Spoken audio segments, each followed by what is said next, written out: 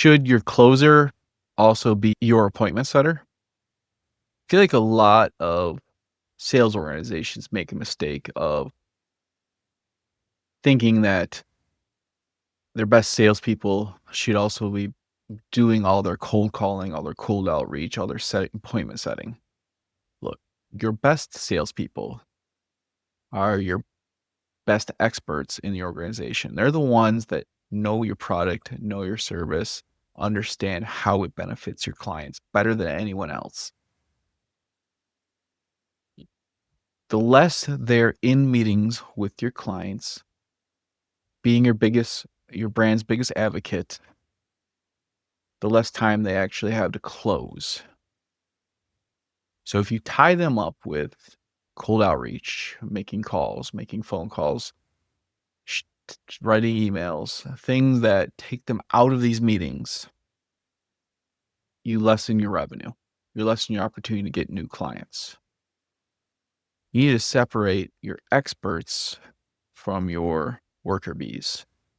Your worker bees are the ones that are putting in the numbers, making the dials, reaching out, talking to your leads, getting those bookings.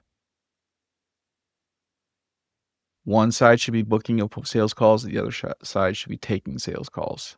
Why is it important to separate the two? Look, your expert closers, your brand experts are dangerous one-on-one decision makers. Your appointment setters should be dangerous at getting past gatekeepers. You should be making them an expert at getting the decision maker on the phone and getting the decision maker interested in setting an appointment. Look, if you got someone doing both, you're either a small organization or that person's not quite talented enough to be an expert closer, but maybe sometimes falls into some deals. So you want to identify those expert closers and fill their calendar with appointments.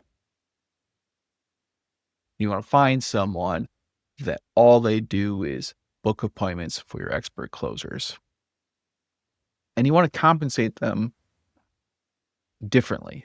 Look, if you look for appointment setters to pay them based off closing deals, you're going to just find very mediocre appointment setters. The best appointment setters know that their objective is to get your closer's foot in the door, your closer's face on the Zoom screen.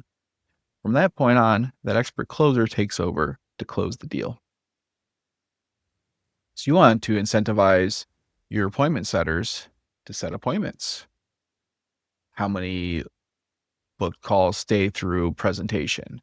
That's how you compensate your appointment setters. Separate them from the process of closing the deal. You don't want them to focus on being an expert on your product as much as you want them to be an expert on getting past the gatekeeper and getting the decision maker interested in hearing a pitch from your expert closer.